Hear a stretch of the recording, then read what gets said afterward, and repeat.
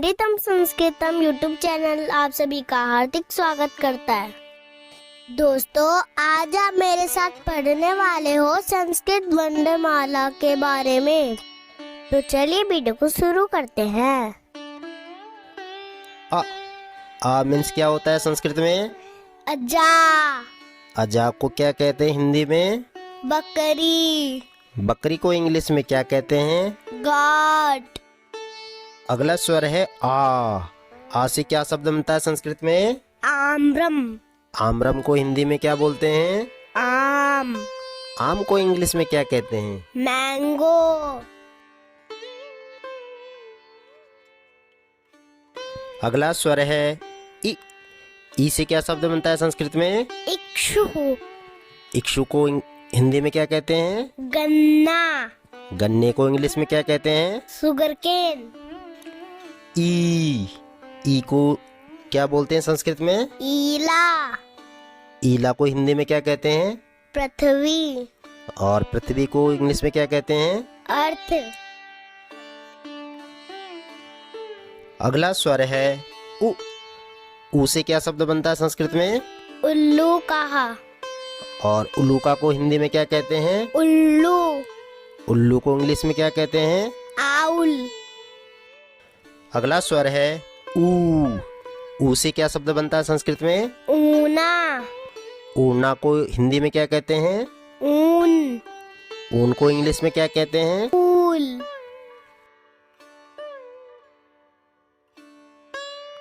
अगला स्वर है री को संस्कृत में क्या कहते हैं? क्या शब्द बनता है? ऋषि ही। ऋषि को हिंदी में क्या कहते हैं? साधु।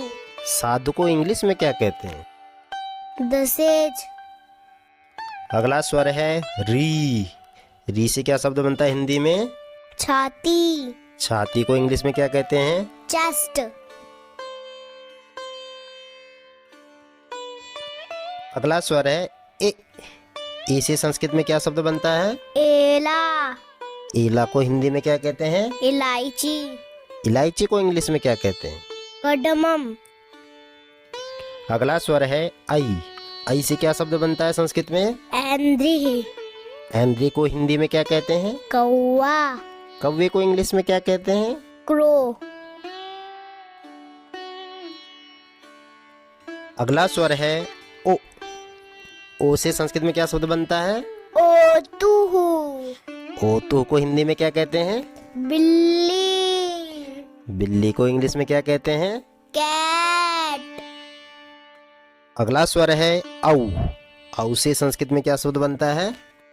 औषधम।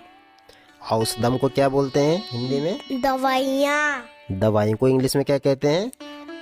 मेडिसिन। अगला स्वर है अंग से क्या बनता है? अनुस्वार। अनुस्वार से कौन सा शब्द बनता है हिंदी में? अंगूर। माँ और ना के स्थान पर हमेशा अनुस्वार होता है। अगला स्वर है अह क्या होता है? विसर्ग। अह विसर्ग होता है। स्वरांत शब्दानां अन्ते विसर्गस्य प्रयोगो भवति यथा रामः हरिः इत्यादयः न तो सर्वत्र। स्वरांत शब्दों के अंत में विसर्ग का प्रयोग होता है, जैसे रामः, हरिः इत्यादि। अगला है अवग्रह। अवग्रह का चिन्ह कैसा होता है? एस जैसा। अनेन अ इति वर्णस्य भूतपूर्वम अस्तित्वम बोध्यते।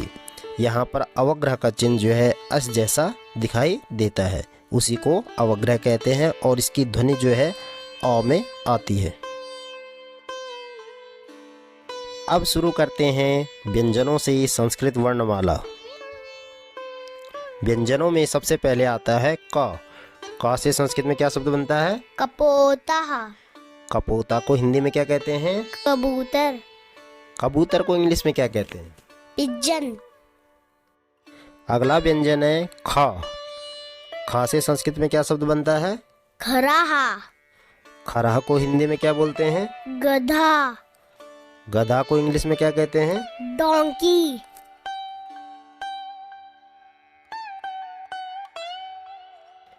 अगला व्यंजन है ग। ग से संस्कृत में क्या शब्द बनता है? गजहा, गजह। गजह को हिंदी में क्या कहते हैं? हाथी। हाथी को इंग्लिश में क्या कहते हैं? एलिफेंट। अगला व्यंजन है घ। घ से संस्कृत में क्या शब्द बनता है? घटी, घटी को हिंदी में क्या कहते हैं? घड़ी। घड़ी को इंग्लिश में क्या कहते हैं? क्लॉक।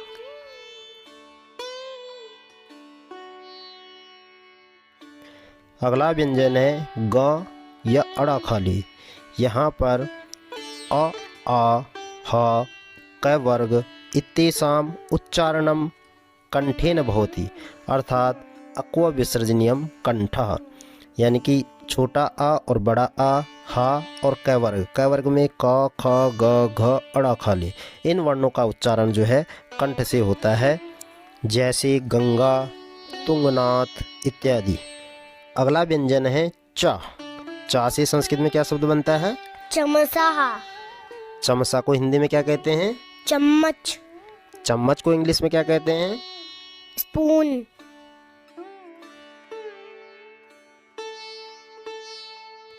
अगला व्यंजन है छ।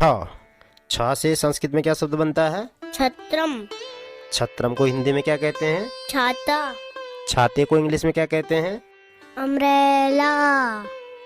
अगला व्यंजन है ज। ज से संस्कृत में क्या वर्ड बनता है? जलजा, जलजा को हिंदी में क्या कहते हैं? कमल। कमल को इंग्लिश में क्या कहते हैं? लोटस। अगला व्यंजन है झ। झ से संस्कृत में क्या शब्द बनता है? झराहा, झरा को हिंदी में क्या कहते हैं? झरना।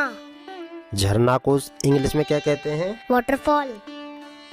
अगला व्यंजन है य। इ, ई, च और स।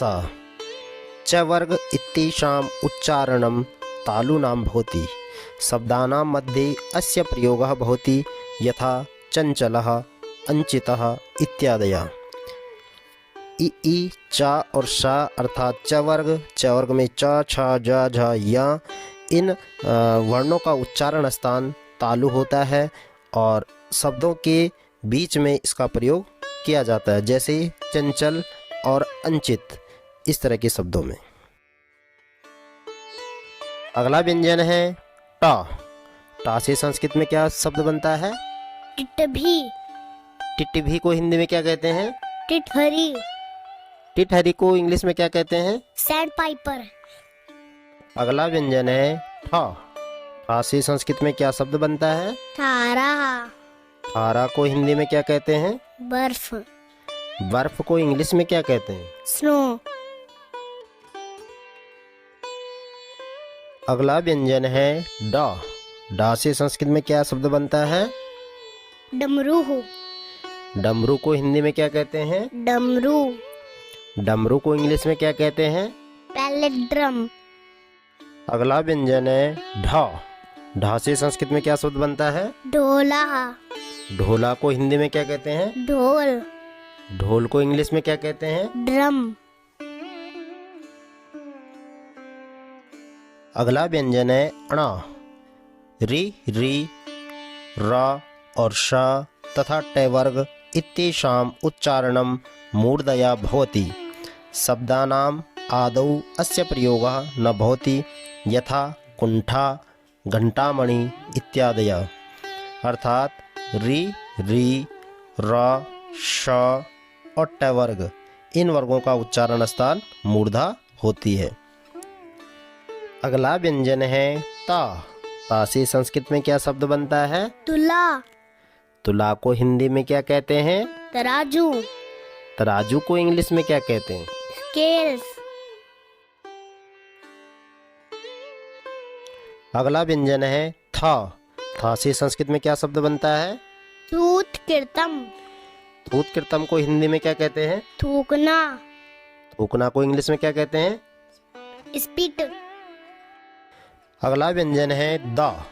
दा से संस्कृत में क्या शब्द बनता है? दीपा। दीपा को हिंदी में क्या कहते हैं? दीपक। दीपक को इंग्लिश में क्या कहते हैं? लैंप।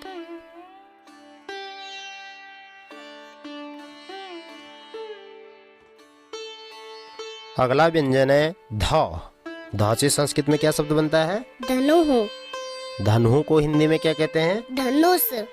धनुष को इंग्लिश में क्या कहते हैं? बाव। अगला व्यंजन है ना।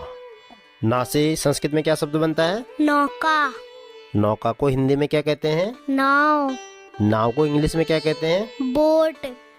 यहाँ पर ल, श और त वर्ग इत्येषाम् उच्चारणम दन्ताः, अर्थात ल, श और त वर्ग में त, थ, द, ध, न इन शब्दों का उच्चारण दांतों से किया जाता है। अगला व्यंजन है पा। पा से संस्कृत में क्या शब्द बनता है? पताका। पताका को हिंदी में क्या कहते हैं? ध्वजा। ध्वजा को इंग्लिश में क्या कहते हैं? पेनेंट। अगला व्यंजन है फा। फा से संस्कृत में क्या शब्द बनता है? फलम। फलम को हिंदी में क्या कहते हैं? फल। फल को इंग्लिश में क्या कहते हैं? फ्रूट।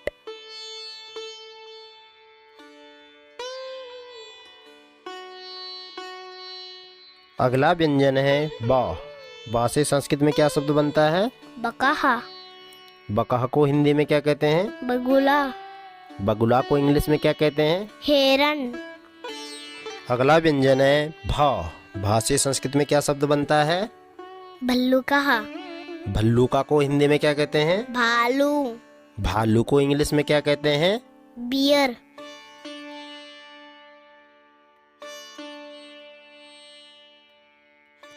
अगला व्यंजन है माँ। माँ से संस्कृत में क्या शब्द बनता है? मीना। मीना को हिंदी में क्या कहते हैं? मछली। मछली को इंग्लिश में क्या कहते हैं? फिश। उ उ पवर्ग इत्येषाम् उच्चारणम ओष्ठौ, अर्थात छोटा ऊ, बड़ा ऊ और पवर्ग। पवर्ग में पा, फा, बा, भा और मा इन वर्णों का उच्चारण स्थान होता है ओष्ठ। ओष्ठ मतलब ओंठ। होठों से ये बोले जाते हैं। अगला व्यंजन है या। या से संस्कृत में क्या शब्द बनता है? यज्ञः। यज्ञ को हिंदी में क्या कहते हैं? हवन। हवन को इंग्लिश में क्या कहते हैं? यज्ञ।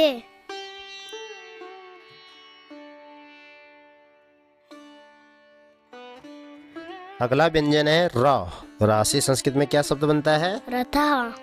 रथः को हिंदी में क्या कहते हैं? रथ। रथ को इंग्लिश में क्या कहते हैं? चैरियट। अगला व्यंजन है ला।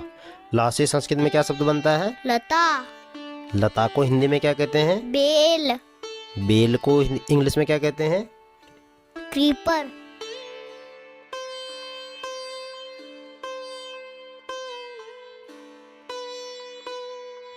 अगला व्यंजन है वा। वा से संस्कृत में क्या शब्द बनता है? वनम।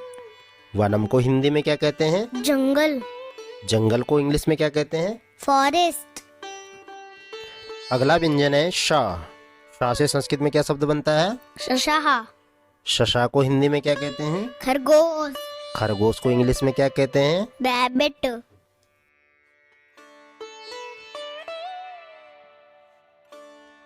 अगला व्यंजन है शा।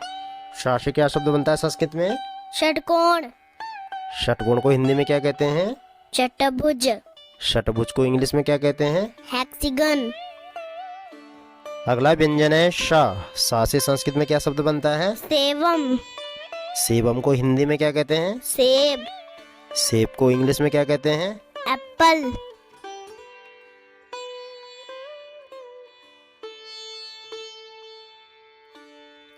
अगला व्यंजन है हा। हा से संस्कृत में क्या शब्द बनता है?